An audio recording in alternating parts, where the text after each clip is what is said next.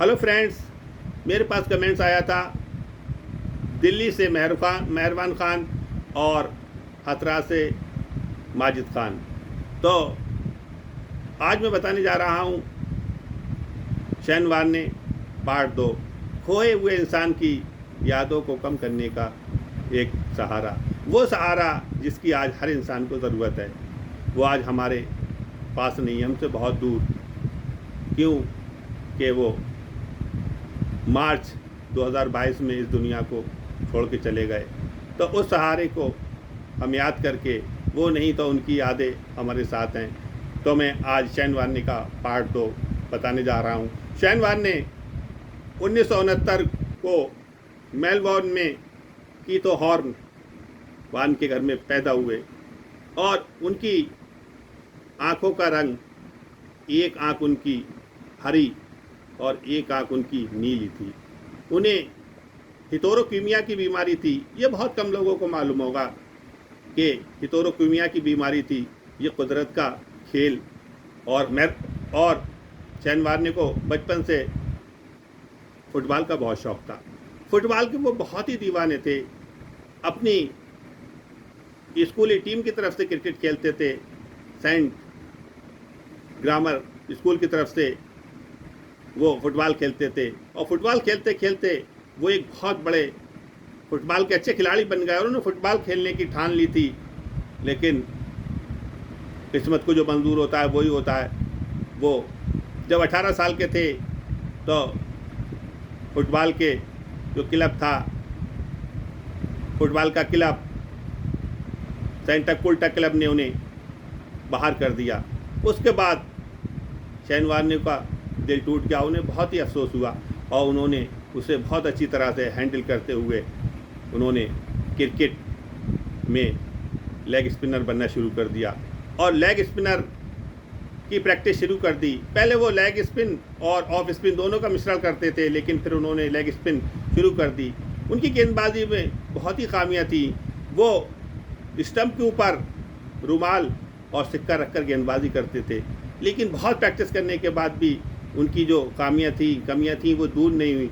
फिर उसके बाद एकेडमी में 1990 में उन्हें एक चेतावनी दी, अल्टीमेटम दे दिया कि आपको ये आखिरी मौका है। फिर उसके बाद शहनवार ने प्रैक्टिस करना शुरू की और बहुत अच्छी प्रैक्टिस करने लगे।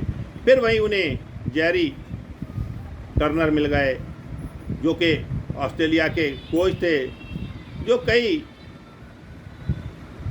कई नौकरियां छोड़कर चले गए थे और उन्हें इल्ज़ाम लगा दिया गया था कि फ्रॉड के काम में, कि वो फ्रॉड हैं, उन पर इल्ज़ाम लगा दिया गया था और वो 18 महीने की सज़ा भी काट के आए थे। और उन्होंने शहनवार के अंदर ये ख्वाब देखा लेग स्पिनर बनने का और उन्होंने उन पर बहुत काम किया, जमकर काम किया। शहनवार ने फिर लगातार अच्छी गेंदबाजी करते चले गए और उसके बाद शहनवार को मौका मिला विक्टोरिया की तरफ से 1990 में। उसमें वो कोई ख़ास काम नहीं कर सके। फिर उन्हें ऑस्ट्रेलिया ने फिर चैलेंज दिया कि ये आपके लिए आखिरी मौका है।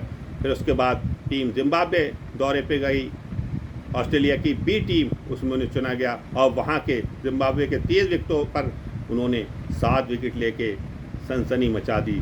और उसके बाद शहनवार ने बहुत अच्छी बॉलिंग करने लगे। फिर जैसे ही जिम्बाब्वे दौरे से ऑस्ट्रेलिया टीम लौट के आई, वहीं पे वेस्ट इंडीज़ की टीम ऑस्ट्रेलिया दौरे पे आई हुई थी। एक अभ्यास मैच में शहनवार ने 7 विकेट लेके उस मैच में बहुत अच्छी गेंदबाजी की और तहलका मचा दिया। और उसी दौरान इंडिया की टीम भी ऑस्ट्रेलिया दौरे पे गई थी।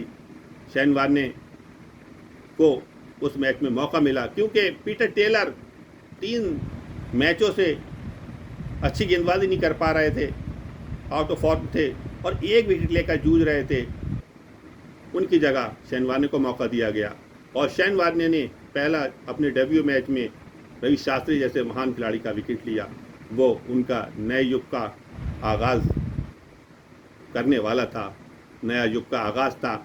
उसके बाद शहनवार ने कई घंटे बॉलिंग की, लगातार बॉलिंग करते चले गए और उन्हें विकेट नहीं मिला।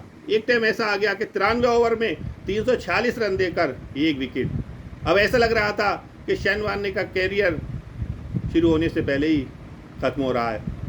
उसके बाद एलन बॉर्डर की कप्तानी में श्रीलंका की टीम ऑस्ट्रेलिया दौरे पे आई और एलन बॉर्डर ने गेंद शेन वार्ने की तरफ फेंक दी और वहाँ के दर्शक ऑस्ट्रेलिया के एक नए युग की तलाश कर रहे थे। एक नए युग का आगाज़ होने वाला था और शेन वार्ने ने 5 ओवर में 11 रन देकर 3 विकेट लेकर बहुत ही अच्छी गेंदबाजी की। फिर उसी दौरान वेस्टइंडीज़ की टीम को मेलबर्न टेस्ट में दूसरी इनिंग में सितारों से स्टार टीम भरी हुई थी, 7 विकेट लेकर तहलका मचा दिया। उसके बाद शेन वार्ने लगातार अच्छी गेंदबाजी करते चले गए। फिर उसी दौरान न्यूजीलैंड और इंग्लैंड के खिलाफ शेन वार्ने ने उसी सीरीज़ में 71 रन देकर विकेटों की झड़ी लगा दी और उसके बाद लगातार अच्छी गेंदबाजी करते चले गए। फिर शेन वार्ने ने पीछे मुड़ के नहीं देखा और उस गेंद को कौन भूल सकता है जो कि उन्होंने माइक गेटिंग को गेंद की थी। लेग स्टंप के बाहर से टर्न कराकर गेंद और उनके 90 के कोड़ पे 7 की एल्बो पे क्लीन बोल्ड किया था और उस गेंद को बॉल ऑफ द सेंचुरी कहा जाता है। तो मैं ये बताना चाहूँगा कि शेन वार्ने 2 ही तरह की गेंदबाजी करते थे। एक तो फ्लिपर वो मारते थे और एक लेग स्पिन। फ्लिपर बड़ा ख़तरनाक होता था, वो थोड़ा पीछे से मारते थे और फ्लिपर जब मारते थे तो उनका फ्लिपर थोड़ा सा नीचे रहता था, या तो बल्लेबाज LBW आउट होता था या क्लीन बोल्ड आउट होता था। तो मैं इसी वीडियो को यहीं पे पूरा करता हूं और जो पार्ट 3 होगा वो कल आपको बताऊंगा। और मेरे चैनल को सब्सक्राइब करना ना भूलें, घंटी बजाना ना भूलें। और तब तक के लिए मैं आपसे इजाज़त चाहता हूं। आदाब।